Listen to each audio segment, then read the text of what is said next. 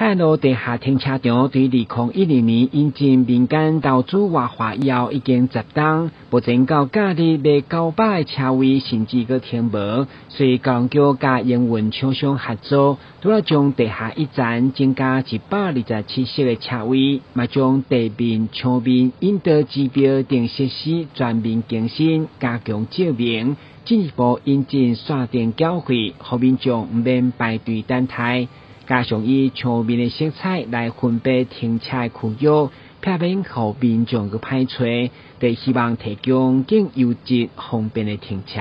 那我想市民朋友，第一个会觉得整个停车场的这个空间明亮起来了。那第二个是我们把，因为它很长所以我们透过颜色的识别，让这个停车的民众知道它在哪个位置那他跟他要去的目的地可以比较容易的找到。那第三个是这个，我们也透过一些智慧停车的设施的引进，包含智慧巡车啦，以及多元的支付的这些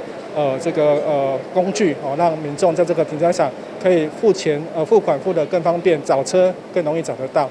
大科上午市长吴韋燮伫高雄桥长陪同，嘛亲自出席先歌发表，伫这民代见证，用全新的风貌要甲市民见面。在我们的环境里面，大家可以看到，我们用了很多台能相关的意象来。所以整建停车场是我们这4年来一个努力的目标。这4年来总共增加了4万个停车场。我跟你讲，4万的停车场不是都在南西有，4万停车场很多都在城区，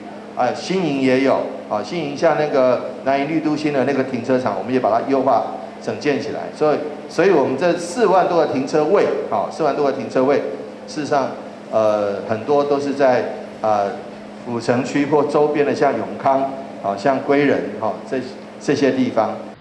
全新改造以后，地下停车场有1036席的车位，已经是市中心规模上大的公有停车空间。市长强调，考虑原本商场的规划，其实绝多数拢是车位，而且品质提升以后，收费同款维持无变。台南新闻，阮子采访报道。